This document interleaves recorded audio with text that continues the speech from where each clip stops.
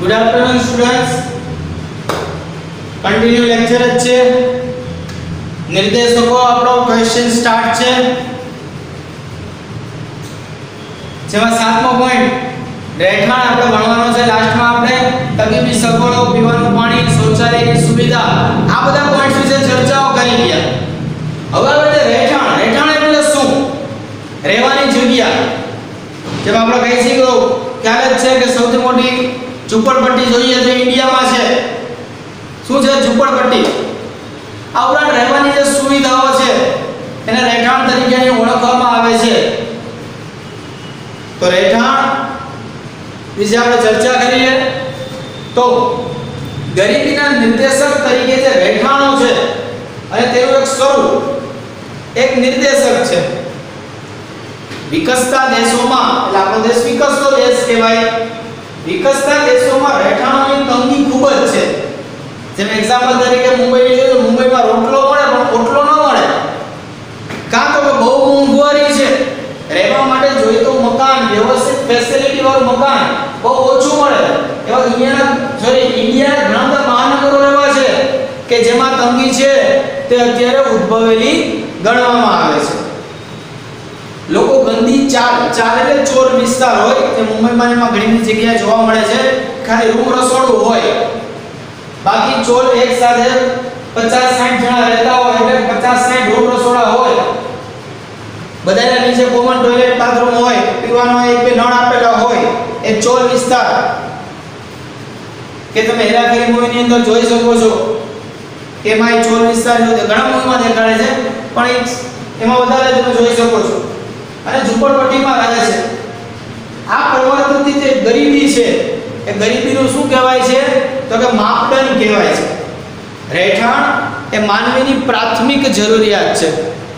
તમે જો માણસને ઘરનું મકાન હોય ને તો એની 50% ઉપર પ્રોબ્લેમ છે કે સોલ્વ હોય. તમે જોજો, માર્ક કરજો. તો એ પ્રાથમિક જરૂરિયાત છે વિદ્યાર્થીઓ. રહેઠાણ મળે તો કેવા મળે છે તેના પરથી ગરીબીનું ધોરણ પણ નક્કી કરી શકાય છે. આમ રહેઠાણનું મકાન, એના ઓરડાઓ, એટલે ઓરડાની સાઈઝ કેવડી છે, રહેનારાઓની સંખ્યા પણ મહત્વની છે. અને બે ઓરડા છે, વાત સાથે રહેવાવાળા 10 જણા છે તો પરિસ્થિતિ કંઈક અલગ જ હોય. ઘરમાં નળ આવે છે કે નહીં, એટલે કે કોર્પોરેશનનું પાણીમાં આવે છે કે નહીં, ડ્રેનેજ એટલે કે સામાન્ય ગટરની સુવિધા, ટોયલેટ બાથરૂમ રાખેલા છે કે ડ્રેનેજ શાખામાં વયું ગયું તો ડાયરેક્ટ એવી સુવિધા છે કે નહીં, વીજળી જેવી સગવડતા ધરાવતા મકાનોની ટકાવારી ગરીબીની કક્ષા છે તે દર્શાવે છે. આવી જરૂરિયાત હોય છે પણ જે ગરીબ વિસ્તાર છે, પછાત વિસ્તાર છે વિદ્યાર્થી મિત્રો, ત્યાં આવી સુવિધાવાળા મકાનો બહુ ઓછા હોય છે. ત્યાં આવી સુવિધાવાળા છે તે મકાન હોય એ બહુ ઓછા હોય છે. અને ઓછા હોવાને લીધે જે પરિસ્થિતિ થાય છે એ ગરીબીની કક્ષા દર્શાવે છે. આમ ભારતમાં પૂરતી સગવડતાવાળા મકાનોની શું છે? તંગી છે. ભારતમાં 60 કરોડ લોકો, કેટલા? 60 કરોડ લોકો. આ આંકડા 2-5 વર્ષ જૂના છે કારણ કે બહુ જૂની હોય એટલે. તો 60 કરોડ લોકો સ્વાસ્થ્યને હાનિ પહોંચાડે અથવા તો જીવન માટે જોખમરૂપ એવા નિવાસ સ્થાનમાં રહે છે કે જે જીવન માટે જોખમરૂપ હોય એવા સ્થાનમાં એ લોકોને ફરજિયાત રહેવું પડે છે. ભારતમાં મોટા ભાગના મકાનો એક રૂમની સગવડતાવાળા છે જે ગરીબીનું એક માપદંડ છે તે બની જાય છે.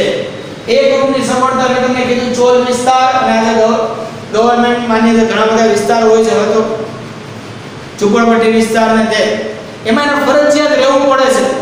શું કામ ફરજિયાત રહેવું પડે છે? રીઝન એક જ છે કે એની પાસે કોઈ બીજી સગવડતા જ નથી મકાનની. એની પાસે રહેવા માટે જે બીજી સગવડતા હોવી જોઈએ એવી કોઈ સગવડતા છે જ નહીં કે કોઈ બીજી જગ્યાએ રહી શકે. જેને કારણે એને ફરજિયાત ગંદા વસવાટમાં રહેવું પડે છે. તો રહેઠાણ પણ એક પોઈન્ટ, સાતમો પોઈન્ટ કે જે ગરીબીનું નિર્દેશન કરે છે. ત્યાર પછી આઠમું છે વીજળીની વપરાશ. જો ભારતમાં હાલની તારીખમાં ઘણા બધા ગામડાઓ એવા છે કે જ્યાં હજી પણ છોકરાઓ પૂરતા પ્રમાણમાં વીજળી નથી. દિવસમાં અમુક કલાક લાઈટ આવે, બાકી ના હોય. સોલાર ઉપર ઘણા કામ ચાલે છે, પવન ચક્કી દ્વારા પણ ચાલે છે. એ લોકોએ પોતાની સુવિધા પોતાની મેળાએ મેળવેલી છે વિદ્યાર્થી મિત્રો. પોતાની સુવિધા પોતાને માટે એને શું કરેલી છે તો કે મેળવેલી છે અથવા તો ઊભી કરેલી છે. ગવર્નમેન્ટ માન્ય છે વીજળી કહેવાય, આપણે બીજી લાગુ પડે એમ વીજળી વ્યવસ્થિત પૂરતા પ્રમાણમાં મળવી ખૂબ જ જરૂરી છે.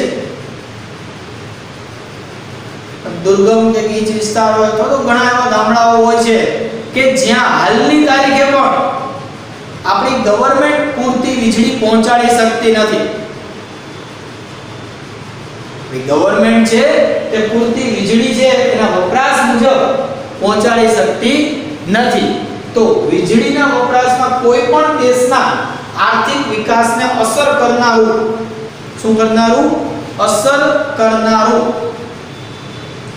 એક મહત્વનું જો કોઈ પરિબળ હોય તો એ વીજળીની સગવડતા છે. કે નિયમ અનુસાર તમારે વીજળીની સુવિધા તો છે એ આપવી જ પડે હો. દેશમાં ઉત્પાદન વધારવા, દેશના જે લોકો છે એ લોકોના જીવનની ગુણવત્તા સુધારવા. અને જો વીજળી હશે તો કામ ધંધા ચાલશે, નાના મોટા ઘરકામ ચાલશે, ગૃહ ઉદ્યોગ ચાલશે, વીજળી તો જોશે જ. તો વીજળીની સગવડતા છે તે ખૂબ જ મહત્વની છે. ભારત વીજળીનો એક મોટો ઉત્પાદક અને વપરાશ કરતો દેશ છે. અને વસ્તી વધારે છે તો ઉત્પાદન ઘણી બધી રીતે થાય છે અને વપરાશ પણ સામે એટલો થાય છે. આમ છતાં વધુ વસ્તી અને ઓછી માથાદીઠ આવક હોવાથી માથાદીઠ વીજળીનો વપરાશ કેવો છે? ખૂબ જ ઓછો છે. માથાદીઠ વીજળીનો વપરાશ કેવો છે વિદ્યાર્થી મિત્રો? બહુ ઓછો છે. જેવો હોવો જોઈએ એવો નથી મળતો વીજળીનો વપરાશ. નો ડાઉટ સામે વસ્તી વધારે છે તો એ પણ એક પ્રોબ્લેમ રહેવાનો જ છે. પણ તેમ છતાં પણ જે રૂરલ એરિયા છે, જે જરૂરિયાતની જગ્યાઓ છે, ત્યાં વીજળીની સુવિધા એના વપરાશ મુજબ મળવી ખૂબ જ જરૂરી છે. નથી મળતી એનું કારણ ગરીબી છે, બીજું કાંઈ નથી. ઝૂંપડપટ્ટીમાં સરકાર શું કરે, કેટલી વીજળી પહોંચાડે, કેવી રીતે પહોંચાડે? તો આ દિન તમે જો હાઈવે ઉપર ઝૂંપડપટ્ટી એરિયા વધતા જાય છે, સરકાર અહીંયા કેવી રીતે વીજળી પહોંચાડી શકે? એ પ્રશ્ન પણ સરકાર સામે છે જ. તો આપણે શું છે, વીજળીનો વપરાશ એક ગરીબી માટે સામાન્ય રીતે જરૂરી છે કે વીજળી પણ એ સુવિધા પૂરેપૂરી મળતી નથી. તો સાથે તમે જો નવમો પોઈન્ટ છે શિક્ષણ, જે સૌથી સારામાં સારો પોઈન્ટ છે જે તમે મેળવો જ છો. પણ સરકારે ઘણી બધી શિક્ષણની સુવિધાઓ આપેલી છે વિદ્યાર્થી મિત્રો. સરકારે શિક્ષણ માટે ઘણી બધી સુવિધાઓ આપેલી છે. જેમ કે તમે તો આરટી, રાઈટ ટુ એજ્યુકેશન, કે ગરીબો છે એને અથવા તો એ લેવલના લોકો છે એને ભણવાનો અધિકાર છે. તો સરકાર એને તમે જો 1 થી 8 ધોરણ સુધી ભણવાની છૂટ આપી છે ફ્રીમાં પ્રાઇવેટ સ્કૂલની અંદર. સરકારી સ્કૂલ તો છે જ, સરકારી સ્કૂલ તો છે જ, પણ પ્રાઇવેટ સ્કૂલમાં ફ્રીમાં ભણવાની પણ સુવિધા સરકારે આપી છે. સરકારી આંગણવાડીઓ છે. પણ પરિસ્થિતિ શું છે કે ગરીબ ઘર એના મા-બાપ હજી આર્થિક રીતે પછાત હોવાનું કારણ એ પણ હોય છે કે લોકોમાં શિક્ષણનું પ્રમાણ ઓછું હોય છે, કે જેના બાળકોને ઝડપથી ભણવા મૂકતા નથી. જેને કારણે બાળક જ્યારે ભણવા જતો જ નથી તો એનામાં એબિલિટી આવવાની જ નથી. અને એને કારણે પણ બની શકે કે ગરીબીમાં ધીમે ધીમે છે એનું જીવન ગાળવાનું શરૂ કરી દે. પછી શું છે કે એની મેન્ટાલિટી હોય કે ભાઈ આ નોકરી કરવાની છે, કાં તો ઘરે પૈસા આવશે તો જ હું ખાઈ શકીશ, ભણવાનું તો એની જરૂર નથી. મોટો આવી થિંકિંગ લેવલ વાળા ઘણા કુટુંબો હોય છે, ગરીબ કુટુંબો. પણ જો એમાં પણ શિક્ષણનું પ્રમાણ વધે તો ઘણી બધી સુવિધાઓ મળી શકે. અલગ અલગ દેશમાં અલગ અલગ શિક્ષણની સુવિધાઓ પ્રમાણે જોવા મળે છે. વિશ્વ બેંકની માહિતી મુજબ 15 વર્ષ કે તેથી વધુ ઉંમરના જે લોકો કે જે લખી અને વાંચી શકે એ સાક્ષર છે. તો અહીંયા ક્વેશ્ચન આવે સાક્ષર એટલે શું? સાક્ષરતા કોને કહેવી? તો કેટલી ઉંમર? 15 વર્ષ. કેટલી ઉંમર? 15 વર્ષથી વધુ ઉંમરના લોકો કોઈ એક ભાષા, પછી કોઈ પણ હોય, ગુજરાતમાં તો ગુજરાતી, પછી ક્યાં હોય તો હિન્દી, મરાઠી, તમિલ, તેલુગુ, કન્નડ, કોઈ પણ એક ભાષા, કોઈ પણ એક ભાષા એ લખી કે વાંચી શકતા હોવા જરૂરી છે. કે લખી કે વાંચી શકે એને કહેવાય સાક્ષર. જે વ્યક્તિ લખી વાંચી નથી શકતો એ સાક્ષર નથી, તો શું છે? એ નિરક્ષર છે. એ સાક્ષર નથી તો એ શું છે વિદ્યાર્થી મિત્રો? નિરક્ષર છે, કે તેને લખતા વાંચતા આવડતું નથી. તેઓ મોટે ભાગે કેવા હોય છે? ગરીબ હોય છે. તેઓ મોટે ભાગે કેવા જોવા મળે છે?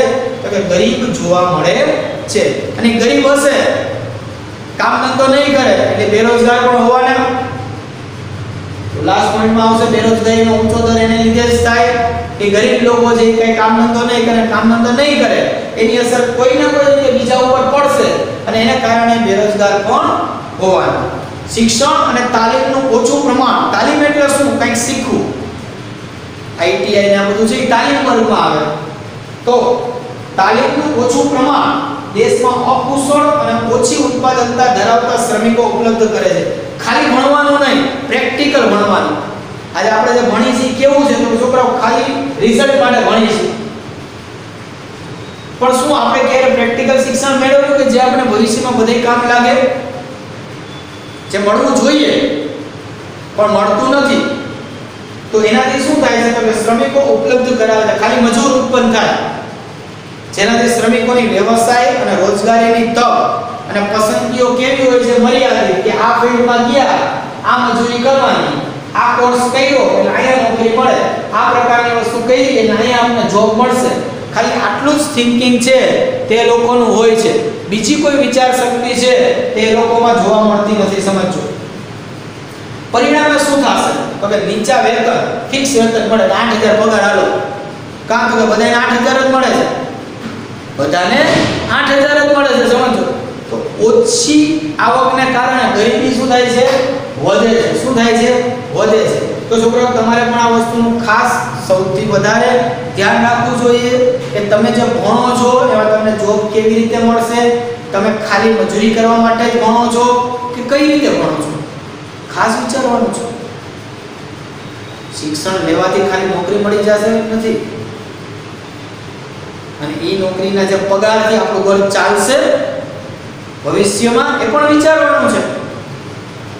પણ ગરીબી કક્ષાના અને અમુક લોકો જે આ થિંકિંગ કરતા જ નથી, અને થિંકિંગ નથી કરતા એને કારણે ભવિષ્યમાં માઇન્ડેડ બાય વર્ડ એક ભલે ગરીબ નથી પણ બેરોજગાર રહેવાનો છે.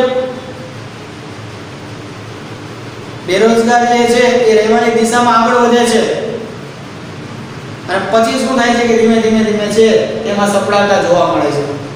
તો ખાસ ધ્યાન રાખો વિદ્યાર્થી મિત્રો કે આની સાથે દેશના આંકડા પણ આપણને આપેલા છે કે વર્ષ 2011 માં બ્રાઝિલમાં સાક્ષરતાનો દર 91% હતો, જ્યારે ભારતમાં કેટલો છે? 76.04%.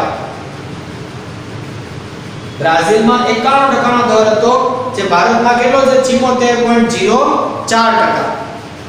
એની સાપેક્ષમાં તમે જો નેપાળ તો 60% નો દર છે, અને પાકિસ્તાનમાં 55% નો જોવા મળે છે. જે શું દર્શાવે છે કે વિકાસશીલ દેશોમાં સાક્ષરતા દર સરખામણીએ ઘણો ઓછો છે. વિકાસશીલ દેશમાં જેમ તમે જાઓ એમ સાક્ષરતાનો દર એટલે કે ભણતરનો દર, ભણવું જ જોઈએ એ દર છે કેવો છે? ધીમે ધીમે ઓછો થતો જાય છે. ગરીબ વસ્તીમાં શિક્ષણનું પ્રમાણ ઓછું હોવાથી લોકો કેવા હોય છે? તો શિક્ષણ ન હોય એટલે એમાં ઘણી બધી મેન્ટાલિટી એવી જોવા મળે કે જે ખરાબ હોય, જેમ કે રૂઢિચુસ્તતા. ભણ્યા ન હોય એટલે એને એટલું બધું કઈ જ્ઞાન ન હોય, નોલેજ ન હોય, દુનિયાદારીની એટલી ખબર ન હોય, પ્રેક્ટિકલ લાઈફ ન જીવતા હોય, એટલે શું છે? રૂઢિચુસ્ત માનસ ધરાવતા હોય. આ રૂઢિચુસ્ત માનસ ધરાવતા હોવાથી પરિવર્તનો અપનાવી શકતા નથી. પરિવર્તનો જે આવે છે તે અપનાવી શકતા નથી. અજ્ઞાનતાનું ઊંચું પ્રમાણ, ભણ્યા નથી એટલે અજ્ઞાન છે, અક્ષર જ્ઞાન નથી, એનું પ્રમાણ કેવું છે? ઊંચું છે, એટલે ગરીબીના પ્રબળ નિર્દેશક ગણાય છે. માત્ર માથાદીઠ આવકના પ્રમાણ ઉપરથી જ, કેટલી? માથાદીઠ આવકના પ્રમાણ ઉપરથી જ વિશ્વમાં તમે જો પ્રવર્તતી ગરીબીનો સાચો અંદાજ નથી મળતો. ચાલો આવક વધારે છે આ દેશની એટલે દેશ આગળ, પણ દેશમાં અમુક જ લોકોની આવક વધારે છે, બાકીના લોકોની આવક ઓછી પણ હોઈ શકે છે. આ ઊંચી માથાની આવકવાળા દેશમાં ગરીબી રેખાનું જે પ્રમાણ છે, એનું પ્રમાણ ગરીબી રેખાનું જે પ્રમાણ છે વિદ્યાર્થી મિત્રો, એ કેવું હોઈ શકે છે? વધારે હોઈ શકે છે. સમજો, ગરીબી રેખાનું પ્રમાણ કેવું હોઈ શકે છે? વધારે હોઈ શકે છે, કારણ કે એ લોકોમાં અક્ષર જ્ઞાનનું પ્રમાણ ઓછું હોય, રૂઢિચુસ્તતા, આ ઉપરાંત ઘણી બધી બાબતોના પ્રમાણને લીધે દેશમાં ગરીબી કેવી હોય? વધારે. તો એ જ પરિસ્થિતિ છે કે શિક્ષણ અહીં જરૂરી છે. જે ભણે છે એની આવક કેવી હશે? વધારે. નથી ભણતા એ રેગ્યુલર જે કંઈ પણ પગાર મળતો હશે બધાને એમાં એની જિંદગી કાઢશે, તો એનાથી શું થશે દેશમાં? કેવા પ્રકારની પરિસ્થિતિ ઊભી થશે? તો કે આવક અને સંપત્તિની અસમાન વહેંચણી થશે. લે, ઓલો એમબીએ કર્યું, એનો લાખ રૂપિયા પગાર છે, તે એમબીએ કેટલો પગાર? 15,000 રૂપિયા. કેમ? લેવલ પરિસ્થિતિ, ભણતર સરખું પણ ગયણા શું, આવડે શું? તો કેવા પ્રકારનું શિક્ષણ પણ મહત્વનું છે. એનાથી શું થશે? આવકની અસમાનતા, એટલે જેની આવક વધારે છે એ આવક વધતી જશે તો એ આગળ વધશે, અને જેની આવક જ ઓછી છે, આવક કેવી છે? ઓછી છે, સમજો, તો એ કઈ ઝડપથી એટલો બધો રૂપિયાવાળો થઈ જવાનો નથી. તો બેયના જીવન એ કેવા હશે? અલગ અલગ. તો આવક અને સંપત્તિની શું છે? અસમાન વહેંચણી.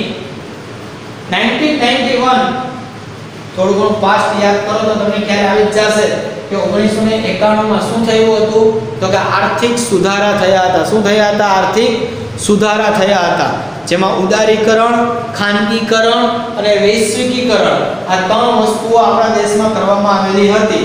આ આર્થિક સુધારા બાદના સમયમાં ભારતમાં ઊંચા દરે આર્થિક વૃદ્ધિ અને માથાદીઠ આવકમાં ઝડપથી વધારો થયો હોવા છતાં પણ, બધી રીતે આગળ હતા છતાં પણ આવકની જે અસમાન વહેંચણીના કારણે જે ગરીબી કહેવાય એ ગરીબીમાં મોટા પ્રમાણમાં શું થયો? ઘટાડો નોંધાયો નથી. એટલે આપણને એવું હતું કે આનાથી આપણા દેશની ગરીબી ઘટશે, પણ કમનસીબ કે ગરીબી ઘટી નહીં.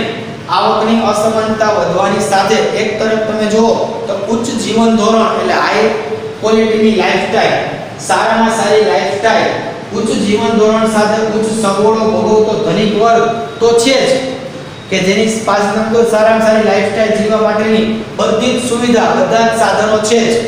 તો બીજી તરફ તમે જોઈ શકો છો કે ઓછી આવક ધરાવતા મકાન વિહોણા મતલબ શું થશે? કે જેની પાસે રહેવા લાયક મકાન નથી, મકાન વિહોણા તેમજ ગંદા વસવાટમાં વસતા અને ખોરાક અને શિક્ષણ અને સ્વાસ્થ્યની જે પાયાની લઘુત્તમ જરૂરિયાત કહેવાય, પાયાની શું કહેવાય? લઘુત્તમ જરૂરિયાત. એ લઘુત્તમ જરૂરિયાત જે છે એનાથી વંચિત જે ગરીબ વર્ગ છે જે તમને જોવા મળે છે. આમ તમે કોષ્ટક દ્વારા પણ ઇન્ફોર્મેશન મેળવી શકો છો કે યુએસએ અને યુકે ભારતમાં ટોચના 1% વસ્તી પાસે રહેલી વાસ્તવિક આવકનો હિસ્સો છે. એટલે કે અહીંયા અમીર વર્ગ વધારે છે. ઇન શોર્ટ કહેવાનો મતલબ કે યુએસ માં 1998 માં 15.2%, 2012 માં 18.9%, યુકે માં 12.5% છે, હવે 12.7%, ભારતમાં 9 અને 2012 માં 12.6%. તમે જુઓ છો કોષ્ટકમાં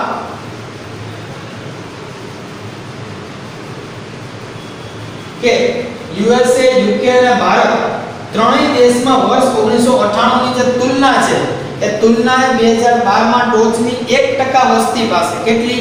ખાલી 1% વસ્તી પાસે વાસ્તવિક રાષ્ટ્રીય આવકનો હિસ્સો છે એ વધતો રહ્યો. બીજા કોઈ પાસે એટલો બધો હિસ્સો હોય તો નહીં. 98 ની તુલનાએ જો તો 2012 માં વાસ્તવિક રાષ્ટ્રીય આવકનો હિસ્સો યુએસ માં 15.2% થી તમે જો તો વધીને 18.9% થયો.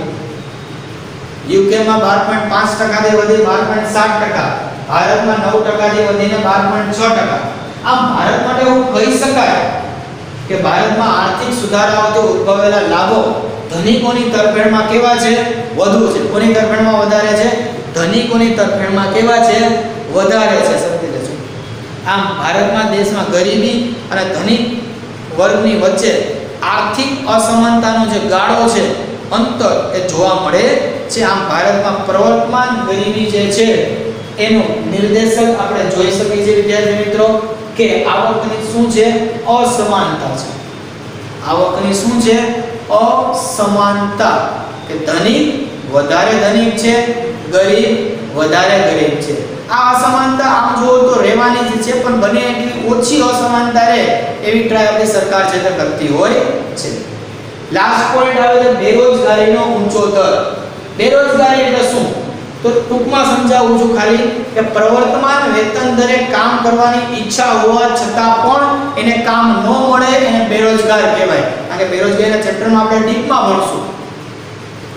પ્રવર્તમાન વેતન દર એટલે જે પગાર ધોરણ આપે એ પગારે કામ કરવા તૈયાર છે, છતાં પણ એ લોકોને કામ મળતું નથી, માટે એને કહેવાય છે બેરોજગારી. તો બેરોજગારીનો જે દર છે ભારતમાં ખૂબ જ ઊંચો છે, કારણ કે ગરીબી છે એને કારણે. પ્રવર્તમાન વેતન દરે કામ કરવાની ઈચ્છા, શક્તિ અને લાયકાત ધરાવતા વ્યક્તિને કામ ન મળે તો તે બેકાર કહેવામાં આવે છે. ભારતમાં આયોજનની શરૂઆતમાં તમે જોવો છો કે નીચા આર્થિક વિકાસ અને 1991 પછી રોજગારી વિહોણી વૃદ્ધિ થઈ, પણ રોજગારી એટલી બધી મળી નહીં, એટલે એને રોજગારી વિહોણી વૃદ્ધિ કહેવાય. કારણ રોજગારીનો સર્જનનો દર વધતા શ્રમના પુરવઠાના સંદર્ભ. વધતા શ્રમનો પુરવઠો એટલે શું? તો કે દેશમાં વસ્તી પણ દિવસે ને દિવસે વધતી જ ગઈ, જેને કારણે શ્રમનો પુરવઠો પણ વધતો જ ગયો. એ નીચો રહ્યો હોવાથી બેરોજગારીનો દર કેવો રહ્યો? ઊંચો. અને વસ્તી વધે, ગરીબી વધે અને જોબ એટલે કે નોકરી ધંધા મળે નહીં, એને કારણે બેરોજગારીનો દર કેવો રહ્યો? ઊંચો. આમ બેરોજગારીની સ્થિતિમાં વ્યક્તિ છે એ શું છે? તો કે અભાવની સ્થિતિ. કેવી? તો કે અભાવની સ્થિતિમાં પોતાની અને પોતાના કુટુંબની લઘુત્તમ જરૂરિયાતો પણ સંતોષી શકતા નથી. લઘુત્તમ જરૂરિયાત એટલે રોટી, કપડાં, મકાન, શિક્ષણ, આરોગ્ય, બેઝિક નીડ કહેવાય. એટલી પણ સુવિધા મેળવવાની એની પાસે પૈસા નથી. પરિણામે શું થશે? ગરીબીનું પ્રમાણ ખૂબ જ ઊંચું રહે છે. ભારતમાં વર્ષ 2011 સુધી બેરોજગારીનો દર 9% ની આસપાસ હતો. 13-14 માં શ્રમ બ્યુરો એટલે કે મજૂર સંગઠન જે હોય એને ગણતરી કરી તો બેરોજગારીની મોજણી પ્રમાણે, મોજણી એટલે એક દિવસનું કામ, 15 વર્ષથી મોટી ઉંમરના લોકોમાં બેરોજગારીનો દર 4.9% જોવા મળ્યો. 15 વર્ષથી મોટી ઉંમર હોય એમાં બેરોજગારીનો દર કેટલો રહ્યો? 4.9% જોવા મળ્યો. ગ્રામીણ ક્ષેત્ર માટે 4.7% અને શહેરી ક્ષેત્ર માટે કેટલો જોવા મળ્યો? 5.5% બેરોજગારીનો દર છે તે જોવા મળ્યો છે. તમે ઈઝીલી જોઈ શકો છો. તો વિદ્યાર્થી મિત્રો, બેરોજગારીનો ઊંચો દર, ગરીબીને કારણે બેરોજગારી દિવસે ને દિવસે શું થતી જાય છે? વધતી જાય છે. ઓકે, તો સ્ટુડન્ટ્સ આપણે 11 નિર્દેશકો ભણ્યા. કેટલા? 11. ગરીબીના નિર્દેશકો સમજાવો. ક્વેશ્ચન આવે 5 માર્ક્સમાં. તમને કાઉન્સમાં કીધું જોઈએ કોઈ પણ 5 નિર્દેશક, કોઈ પણ 7, કોઈ પણ 8, કાઈ નો કે તો 11 નિર્દેશક લખવાના પરીક્ષામાં 5 માર્કમાં. પણ જો કાઉન્સમાં તમને આપે કેટલાક નિર્દેશ, જો તમને કોઈ પણ 5 પૂછે તો 11 માંથી કોઈ પણ 5 નિર્દેશક તમે લખી શકો છો એક્ઝામ. કોઈ પણ 5. રેડી? આપણે બુકમાં 11 લખવાના છે બધા જ. રેડી? બહુ મોસ્ટ આઈએમપી ક્વેશ્ચન છે, ખાસ ધ્યાનમાં રાખજો. અહીંયા આપણે ક્વેશ્ચન આપણો કમ્પ્લીટ થાય છે. થોડા વિડિયો વધીને જોઈ લેજો એટલે જેથી કરીને રિવિઝન પણ થઈ જાય. રેડી? તો ક્વેશ્ચન ગરીબીના નિર્દેશકો અહીંયા કમ્પ્લીટ થાય છે. નેક્સ્ટ લેક્ચરમાં આપણે નેક્સ્ટ ક્વેશ્ચન તરફ આગળ વધશું. Thank you.